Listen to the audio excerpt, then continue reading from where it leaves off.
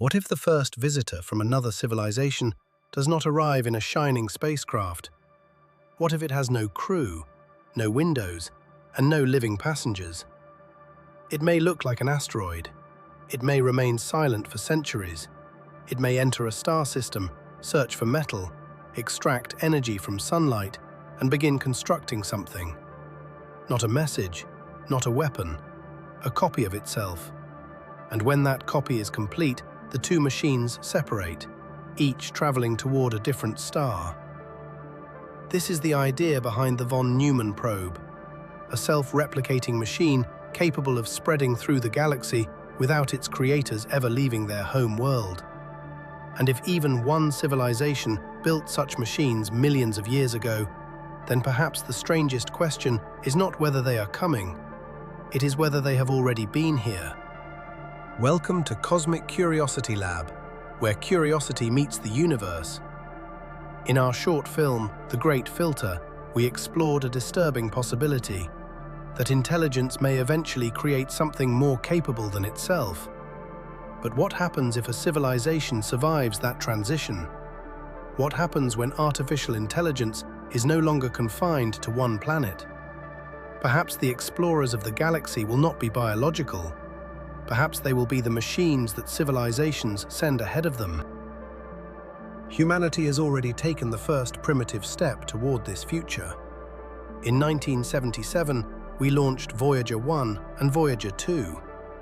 They were designed to explore the giant planets, but after completing their original missions, they continued outward. Voyager 1 crossed the boundary of the heliosphere in 2012. Voyager 2 followed in 2018. They are now traveling through interstellar space, the first functioning human machines ever to enter the region beyond the protective bubble created by our Sun. Each carries a golden record containing sounds, images, music, and greetings from Earth.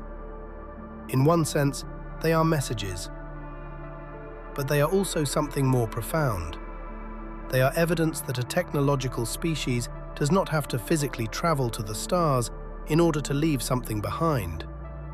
Long after their instruments fall silent, the Voyager spacecraft will continue moving through the galaxy. Their creators may disappear. Their home world may change beyond recognition, but the machines will remain. Voyager is not a von Neumann probe. It cannot repair itself, think independently, or reproduce. But it may represent the first page of the same story.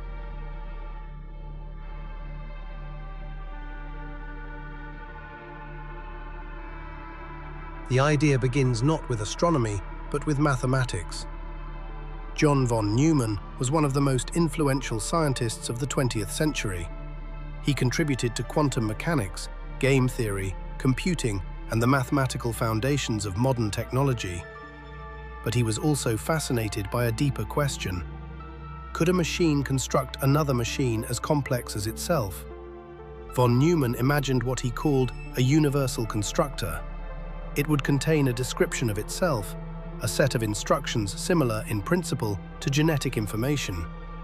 The machine would read those instructions, gather the required components, build a copy of its own structure, and then transfer a copy of the instructions into the new machine. The result would be a complete and functioning descendant. Von Neumann did not design an interstellar spacecraft. The connection came later. Scientists and futurists realized that a self-replicating machine could solve one of the greatest problems in space exploration. The galaxy is too large for a single probe to explore, but perhaps it is not too large for a family tree.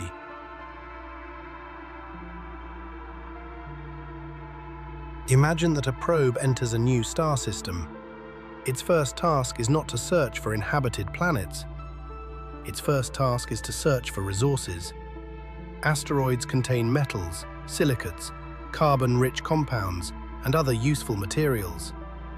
A sufficiently advanced probe might identify a suitable object, attach itself to the surface, and begin mining. Solar energy could power furnaces, chemical processors, robotic manipulators, and additive manufacturing systems. The probe would not necessarily have to reproduce every component from raw material. It could carry a small supply of the most difficult parts, advanced processors, specialized sensors, or biological molecules, while manufacturing its larger structures locally. The first copies might be imperfect. Some could fail. Others could remain behind as communication relays, mining systems, or scientific observatories. But only a small number would need to succeed. Each successful descendant would receive the same central instruction: travel to another star, find material, build again. The probe does not need to be alive. It only needs energy, raw material, information, and time. The true power of the concept does not come from speed, it comes from multiplication. A single probe reaches a star and produces 2 descendants. Those probes travel to 2 more systems. They reproduce again. 1 becomes 2, 2 become 4, 4 become 8. After only a few dozen successful generations, the number becomes enormous. Interstellar journeys could still take centuries. Constructing each new probe could require decades or longer. Many machines could be lost to collisions, radiation, navigation failures, or simple mechanical decay. But a self-replicating network would not depend on the survival of any individual machine. It would behave more like a slowly expanding ecosystem of technology. Scientific models show that self-replication can reduce galactic exploration times dramatically when compared with sending every probe from a single home world. The process would still be slow on a human scale, but the Milky Way is more than 13 billion years old. Against that background, even a project lasting millions of years is surprisingly brief. A civilization would not have to conquer the galaxy. It would only have to begin the process. Self-replication alone would not be enough. An interstellar probe would need to make decisions far from its creators. A command sent from Earth can take hours to reach our outer planets. A command sent to a nearby star would take years. There could be no joystick, no real-time mission control. The probe would need to navigate, diagnose damage, select resources, interpret unfamiliar environments, and decide what information matters. It would require a form of artificial intelligence, not necessarily consciousness, not necessarily emotion, but scientific autonomy. The ability to observe, form hypotheses, adapt plans, and continue operating when reality does not match the original programming. This creates a difficult balance. A completely rigid machine may fail when it encounters unexpected conditions, but a machine allowed to modify itself without limits could slowly drift away from its original purpose. Its instructions might mutate. Its priorities might change. After thousands of generations, would it still be serving its creators? Or would the probe network become something new, an artificial lineage shaped by the galaxy itself? This is where the idea of von Neumann probes becomes connected to the Great Filter. A civilization may create machines capable of surviving beyond it, but it may not remain capable of controlling them. Not every interstellar probe would need to reproduce. In 1960, radio astronomer Ronald Bracewell proposed a different possibility. Instead of transmitting radio messages across enormous distances, an advanced civilization might send autonomous probes directly to promising star systems. A Bracewell probe could enter a stable orbit and wait. It might observe a planet for thousands, perhaps millions of years. When the inhabitants developed radio astronomy or spaceflight, the probe could activate. Because it was already nearby, communication would not require messages to travel across the entire galaxy. The probe could respond almost immediately. It could contain a library of science, history, language, and information about its creators. Or it might simply observe. A machine like this could outlive the society that launched it. Its message could become a technological fossil, a conversation with a civilization that no longer exists. The first alien intelligence we encounter might therefore be neither an organism nor a living society. It could be an archive, a monument capable of speaking. If an extraterrestrial probe had entered our solar system, where would it go? The answer is not necessarily Earth. A machine designed for survival might avoid planetary surfaces, weather, and geological activity. It could remain near an asteroid rich in useful material. It could occupy a stable region of space. It could hide among the countless small bodies of the outer solar system. Or it could use the Moon, a world without oceans, erosion, or plate tectonics, where physical traces can survive for extraordinary lengths of time. This does not mean that unusual asteroids or interstellar objects are alien spacecraft. Objects such as 3I/Atlas are studied first as natural bodies because nature already produces objects far stranger than our intuition expects. But interstellar objects teach us something important. Material can move naturally between star systems. A probe would not have to arrive dramatically. It might enter our neighborhood disguised not by intention, but by similarity. Covered in dust, damaged by radiation, and shaped by impacts, an ancient machine might no longer resemble a machine at all. The scientific question is not simply, could these probes exist? It is, what evidence would distinguish one from a natural object? A functioning machine might emit waste heat. Its surface could reflect light in an unusual way. It might produce narrowband radio or optical signals. Its trajectory could include controlled changes that cannot be explained by gravity, outgassing, or radiation pressure. Large-scale replication could leave industrial traces. Excavated asteroids, unusual chemical residues, or patterns of resource use that natural geology does not easily produce. Recent researchers have proposed more systematic searches for extraterrestrial artifacts within the solar system. Some approaches examine old astronomical photographs taken before humanity filled near-Earth space with satellites. Others look for unusual reflections, artificial spectra, or objects visible near the cone of Earth's shadow, where reflected sunlight can be filtered more effectively. These searches have not discovered alien technology, but they represent an important change in perspective.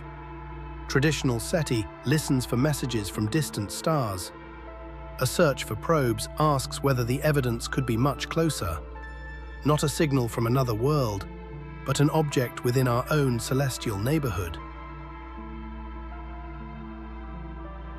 This idea inevitably intersects with the subject of unidentified anomalous phenomena, UAP.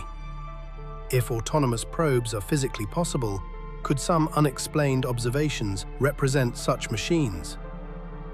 Scientifically, the only honest answer is that we do not have evidence to support that conclusion. Unidentified does not mean extraterrestrial. Many observations remain unresolved because the available data are incomplete, inconsistent, or collected by instruments designed for other purposes. NASA's scientific approach to UAP has emphasized better data, calibrated sensors, transparency, and rigorous analysis. That is precisely the standard this subject requires. A blurry image is not evidence of an interstellar probe. An unusual movement is not enough. Extraordinary explanations become meaningful only after ordinary possibilities have been carefully tested. But refusing to jump to a conclusion is not the same as refusing to investigate. Science advances by holding two ideas at once. The explanation may be completely ordinary, and the question may still be worth asking.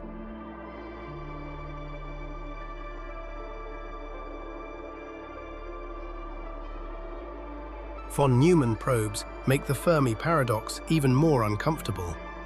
The original paradox asks, if technological civilizations are common, why do we see no clear evidence of them? Self-replicating probes sharpen the question. A civilization does not have to survive for billions of years.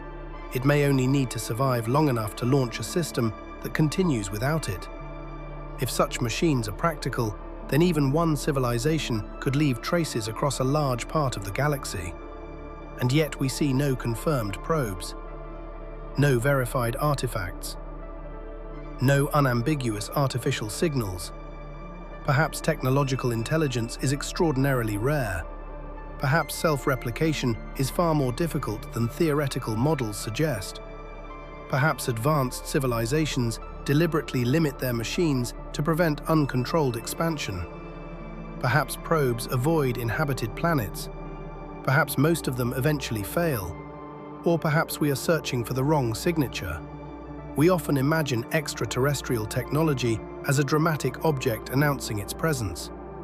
But a successful interstellar machine might be small, efficient, quiet, and patient. The absence of evidence does not prove that probes exist, but it does transform their apparent absence into part of the mystery. If they could spread, why has nothing unmistakable arrived? We are still far from building a true von Neumann probe, but several pieces of the idea are beginning to appear. Robotic spacecraft already navigate with increasing autonomy. Machines can manufacture components through additive processes. Space agencies and private companies are studying how local materials might support future missions. And breakthrough Starshot has explored the possibility of sending gram-scale probes toward Alpha Centauri using powerful light beams and extremely thin sails. Starshot is not a self-replicating mission. It remains an ambitious engineering concept with major challenges still unresolved. But it changes the scale of what an interstellar probe might be. The first craft sent to another star may not resemble Voyager. It may be a tiny wafer carrying cameras, sensors, and communication systems. Later machines could be larger, more autonomous, and capable of using extraterrestrial resources. Step by step, the boundary between a spacecraft and an artificial organism may become less clear. And one day, humanity may face the same decision we imagine for older civilizations. Should we send machines into the galaxy that can continue long after we are gone?